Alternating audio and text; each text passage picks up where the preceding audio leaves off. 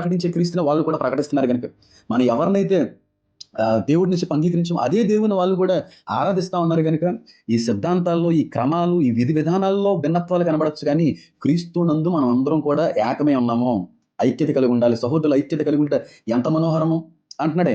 కానీ సాతాను కూడా వచ్చి మన మధ్యన మనకే విరోధ భావాన్ని, మన మధ్యన మనకే శత్రుభావాన్ని తీసుకుని వచ్చి పెట్టేస్తున్నాయండి. చాలా ఆత్మలు అక్కడ కట్టబడుతున్నాయండి. మా వల్ల కాదండి, చాలా పెద్ద పెద్ద పాస్టర్ల వల్ల కూడా కానిది, చాలా మంది తల్లిదండ్రుల వల్ల కూడా కానిది ఆయన అక్కడ జరిగిస్తున్నాడు. చాలా ఆత్మలు అక్కడ రక్షించబడుతున్నాయి.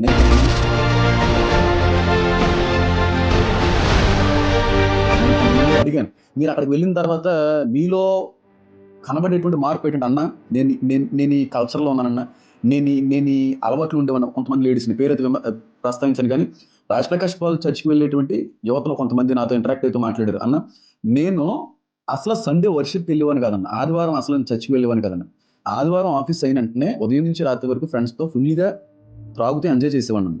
కానీ ఈ రోజున ఫ్రెండ్కి తీసేయడం చెప్పి ఒకనొక రోజు నేను వెళ్ళి అక్కడ వర్షిప్లో నేను గ్యాదర్ అయిన తర్వాత నేను ఈ రోజుకి కూడా నేను వర్షిప్ మానలేకపోతున్నాను. ఇదే కదండి దేవుడి కోరికలు, ఇది కాదా దేవుడి కోరికలు? ఒకసారి ఆలోచించి, ఒక అమ్మాయి పేరైతే చెప్పాలనుకోవట్లేదు, కానీ నేను ఒక భయంకరమైనటువంటి పాప సంబంధమైనటువంటి ఒక అలవాటుని ఇచ్చేసుకున్నాను గోల్డ్ సాసులు ఉండదాన్ని బట్టి.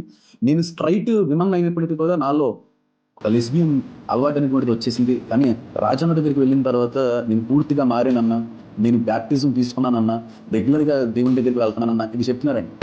నీ స్థానంలో మరణించి, నీ శిక్ష అంతా భరించి, నీ అవమానాలంతా భరించి, నీ వ్యసనాల్ని భరించి, నీ కొరకు కొరడాదములు తిని నీకు రావాల్సిన శిక్షణ భరించి, నీవు మరణించాల్సిన స్థానంలో పాపానికి వస్తున్న జీతం మరణమైన ఆ జీతాన్ని నీ స్థానంలో ఆయన పొందుకొని ఆయన నీతిని నీకు ఇస్తానికి ఈ లోకంలోకి వచ్చాడు.